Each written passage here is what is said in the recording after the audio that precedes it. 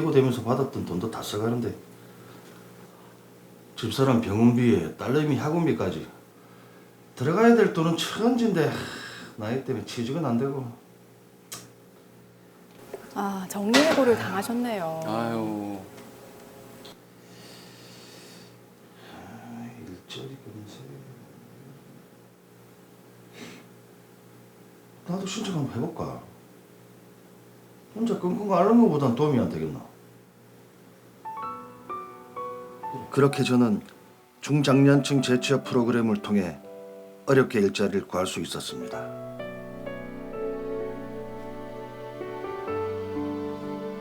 정말 열심히 준비하고 계시네요. 이거 마상 눈치 봐야 되는 거야. 오늘부터 같이 일하게 될 오도일 씨. 반갑습니다. 오더일입니다. 아이고 반갑습니다. 안 그래도 유수이 많이 부족했는데, 앞으로 잘 지내봅시다. 예. 도일 씨가 나이는 많아도 여기서는 제일 막내니까 여기 선배님들한테 일 좀 잘 배우세요. 잉? 예, 열심히 하겠습니다. 처음 해보는 일이라 걱정은 했지만 시작은 좋았습니다. 취업을 했다니 참 다행입니다. 그죠. 아니, 제가 이렇게 하면 안 된다고 몇 번을 말했습니까? 이러면 작업 속도 늦어진다고 예. 죄송합니다. 아직 손에 안 익어가지고 예. 아니 지금 며칠째인데 이것도 못한단 말입니까? 안 그래도 바빠 죽겠구만. 이런 기본적인 것도 오래 걸리면 어쩌란 말입니까? 에휴, 이래서 나이 든 사람은 안 된다니까. 죄송합니다. 하루 이틀도 아니고 저도 일을 해야 될 거 아닙니까? 어떻게 옆에서 계속 도와줍니까? 저기로 가서 바닥 청소나 좀 하세요. 예? 왜요? 불만 있습니까? 선배가 하라면 해야지. 요즘에도 저런 선배가 있습니까? 심한데요.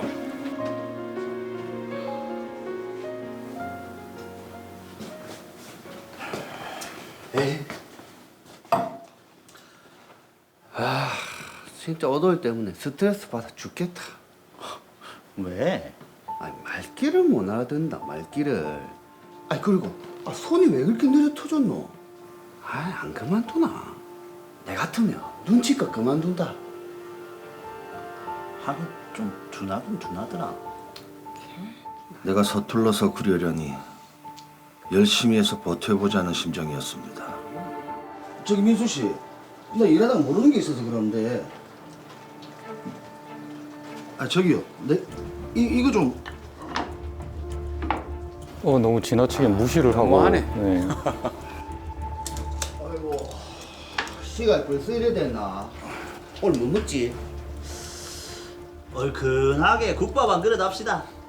가자. 날이 갈수록 동료들의 따돌림은 더 심해졌습니다. 같이 밥은 먹어야죠. 너무한데요, 왕따가.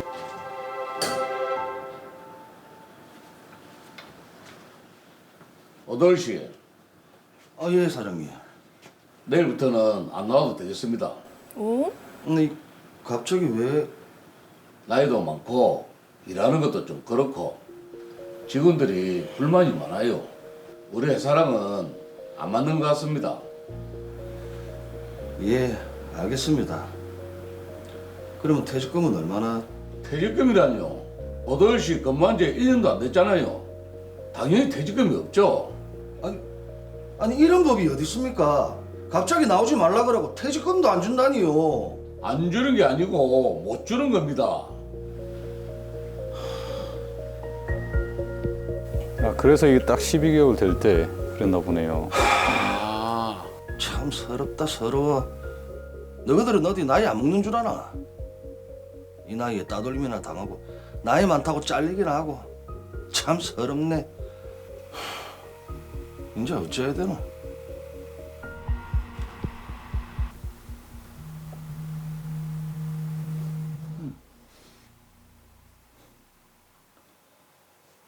경식 씨 오랜만입니다. 제 취업원대는 잘 다니고 계십니까? 거기서 잘렸어요. 아니 왜요?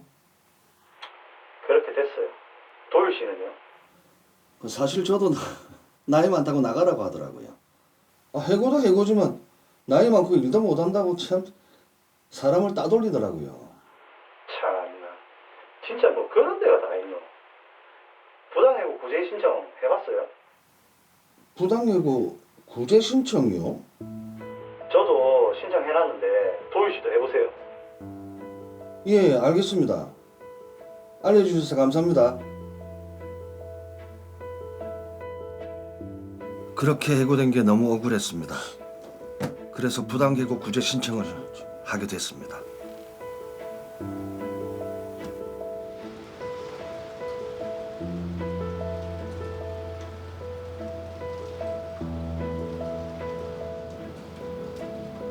뭐고? 부당해고가 아니란 말이가? 억울한 해고, 저는 어떻게 해야 할까요?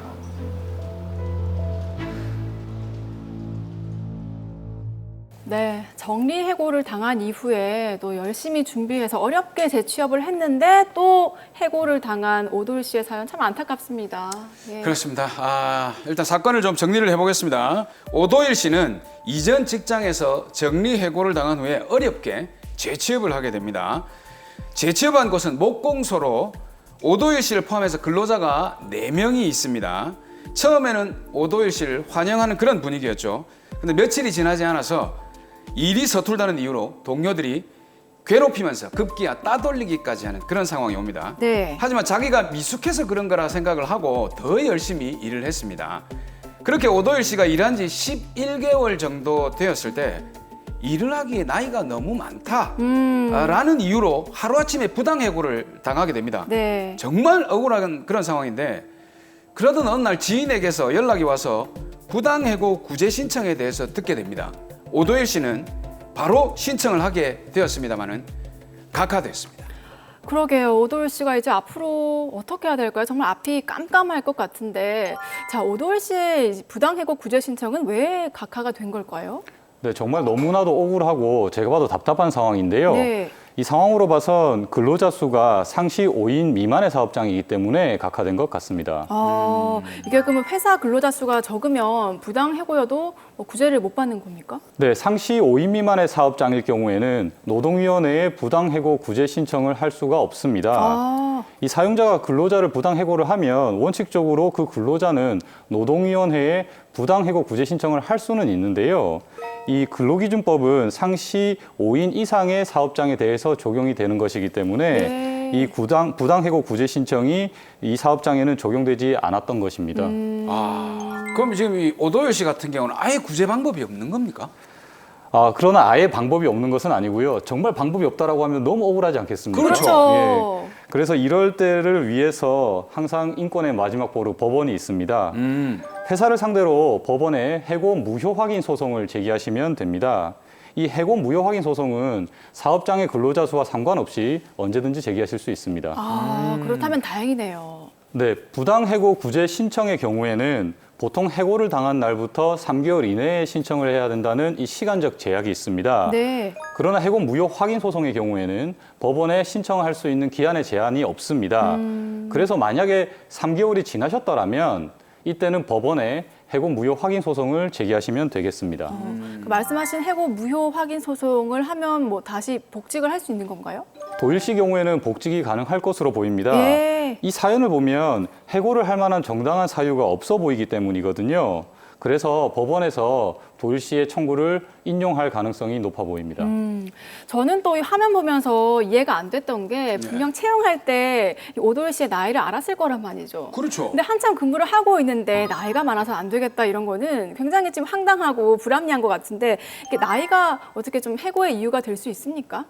네, 특별한 사정이 없는 한은 나이가 많다는 이유만으로 해고를 할 수는 없습니다. 네. 사실은 이 해고라는 것은 근로계약의 파기를 의미하는 것이기 때문에 함부로 해고를 할 수가 없는 것이거든요. 예. 그런데 이제 이 해고에도 어떤 사유로 해고를 하느냐에 따라서 해고의 종류가 조금 나뉩니다. 여기에는 통상해고, 징계해고, 그리고 정리해고 등으로 구분해 볼 수가 있겠습니다. 그냥 그만둬 하는 게 해고인 줄 알았는데 그것도 종류가 여러 가지가 있네요. 네, 그렇습니다. 먼저 이 통상해고란 근로자의 어떤 일신상의 사유로 근로계약에 따른 근로를 제공하지 못했을 경우에 하는 것인데요. 네. 이것은 근로계약도 계약이기 때문에 한 측이 자기가 해야 될 의무를 이행하지 못할 경우에 상대방이 계약을 해제하거나 해지할 수 있는 것과 마찬가지입니다. 그런데 이때 사유라고 하는 것은 근로자가 일을 할 수 없을 정도의 부상 네. 또는 질병 또는 업무 능력이 너무나 저하되었다. 동료 직원과 부조화가 된다. 또는 회사의 폐업 같은 사정으로 이 근로계약을 계속 유지할 수 없는 경우에 하는 것입니다. 네. 이때에도 회사가 마음대로 해고를 할 수 있다는 것은 아니고 근로계약을 계속 이행할 수 없는지 여부를 엄격하게 해석하고 있습니다. 네. 그리고 이제 징계해고가 있는데요. 이것은 근로자가 취업규칙이나 사규에서 정한 행위를 위반했을 경우 또는 범죄를 저질렀는데 그러한 것이 사규에서 정한 해고 사유에 해당될 경우에 하는 것입니다. 네. 원래는 이제 징계를 받게 되는데요. 이 징계 중에서도 가장 높은 수위의 징계가 바로 징계해고가 되겠습니다. 네. 통상해고 또 징계해고 말씀해 주셨는데 최근에는 또 코로나19나 여러 가지 이유로 정리해고 되는 경우도 많더라고요.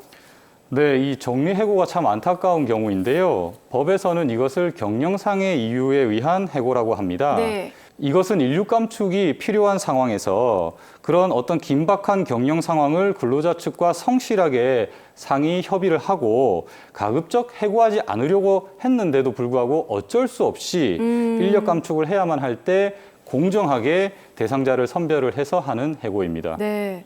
자, 일단 오도일 씨의 경우에서 보면 사측의 주장대로라면 통상해고에 해당이 되는 것 같은데, 자, 또 회사 측의 주장은 이렇습니다. 일한 지 1년이 안 됐기 때문에 퇴직금을 줄 수가 없다. 이거는 말이 되는 겁니까? 네, 원칙적으로는 1년 미만의 근무를 했다면 예. 퇴직금을 지급받지 못합니다. 그러나 도길 씨의 경우에는 조금 다르게 보아야 하는데요. 예. 해고 그 자체가 부당하다고 소송을 해야 되는 상황입니다. 그래서 해고 무효 확인 소송에서 승소를 하시면 처음부터 해고를 당하지 않았던 것이 되기 때문에 네. 이 경우에는 퇴직금도 지급받으실 수 있겠습니다. 그러면 해고 기간 동안에 근무했더라면 받았을 수 있을 임금도 받을 수가 있습니다. 네. 또 이 해고 기간이라는 것은 계속 근로 기간에도 포함이 되는 것이거든요. 그래서 도일 씨의 경우에는 제가 아까 말씀드린 대로 이 해고 기간 동안에 받을 수 있는 임금과 그리고 그 기간 동안에 일을 한 셈이 되기 때문에 네. 퇴직금도 지급받으실 수 있는 것입니다. 해고 기간 동안의 임금도 받을 수가 있다. 이거 처음 한 사실인데요. 그러니까 오. 또 저도 궁금한 게 뭐냐면 아까 네. 부당해고 구제 신청할 때 그 사업장의 상시 근무 인원이 중요했잖아요. 그럼 요 퇴직금 받을 때도 그 근로 인원 이게 상관관계가 있나요? 과거에는 이 상시 5인 미만의 사업장이면 퇴직금을 지급받을 수가 없었습니다. 그러나 2010년 12월 1일 이후부터는 상시 5인 미만의 사업장이라 하더라도 퇴직금을 받을 수 있는 것으로 법이 개정되었습니다. 그래서 현재 근로자 퇴직급여 보장법에 따르면 만약에 상시 5인 미만의 사업장에서 2010년 12월 1일 이전부터 지금까지 근무하고 계신 분이라면 네. 2010년 12월 1일 이전의 근로에 대해서는 퇴직금을 받으실 수 없지만 그 이후부터 2012년 12월 31일까지 근무하신 것에 대해서는 50%를 그리고 그 이후부터는 근로한 기간 전체에 대해서 100% 퇴직금을 지급받으실 수 있습니다. 네. 자, 그리고 드라마 속에서 오도일 씨가 이런 얘기를 하죠. 부당해고도 부당해고지만 직장 내 따돌림이 또 있었다라고 했는데 이게 좀 너무한 것 같아요. 그러니까 이게 최근에 직장 내 괴롭힘 때문에 직장 내 괴롭힘 금지법이 마련이 된다 그러더라고요. 아, 그래요? 네. 그거 아시는 거예요? 그 마련이 된다고요. 설명 좀 해주시죠. 그 마련이 되는 자세한 사항은 우리 전문가이신 남 변호사님이 말씀을 해주십시오. 네, 맞습니다. 이 직장 내 괴롭힘 금지법이라는 것이 최근에 이제 만들어졌는데요. 이것은 근로기준법이 2019년 1월 5일 개정되면서 직장 내 괴롭힘 금지와 직장 내 괴롭힘 발생 시의 조치에 대해서 신설된 규정을 말합니다. 네. 이러한 법 개정 이전에 국가인권위원회에서 설문조사를 해봤습니다. 이 직장 생활을 경험한 20에서 64세의 1,506명을 대상으로 설문조사를 했더니 직장 내 괴롭힘에 피해 경험이 있다라고 응답한 사례가 73.3%였습니다. 네. 우리나라 근로자 10명 중에 7명 이상이 이런 경험을 했다는 것인데 이럴 정도로 직장 내 괴롭힘이 만연해 있었다는 거죠. 10명 중에 7명이면은 직장 내 따돌림 문제가 굉장히 심각한 수준인데, 자, 이 따돌림에도 보면 여러 형태가 있다고 하더라고요. 이게 법적으로 따돌림이다라고 규정되어 있는 게 있습니까? 네, 먼저 직장 내 괴롭힘이 어떻게 정의되어 있는지를 한번 보시면 좋겠습니다. 네. 사용자 또는 근로자가 직장에서의 지위나 관계 등 우위를 이용하여 업무상 적정 범위를 넘어서 다른 근로자에게 신체적 또는 정신적으로 고통을 주거나 그 근무 환경 자체를 악화시키는 그런 행위를 말합니다. 네. 그래서 폭행, 협박, 지속적인 폭언 이런 것은 물론이고 아까 도일 씨처럼 집단 따돌림을 당하는 경우에도 예. 그 직장 내 괴롭힘에 해당합니다. 그리고 근로계약서에 명시하지 않은 허드렛 일을 시키거나 아예 일을 또 안 주거나 또는 어떤 일을 맡겼음에도 불구하고 그 일을 통해서 얻은 성과를 인정해주지 않거나 네. 조롱하는 것도 포함이 됩니다. 특히 이 음주나 회식을 강요하는 것도 직장 내 괴롭힘이 될 수 있기 때문에 주의하셔야겠습니다.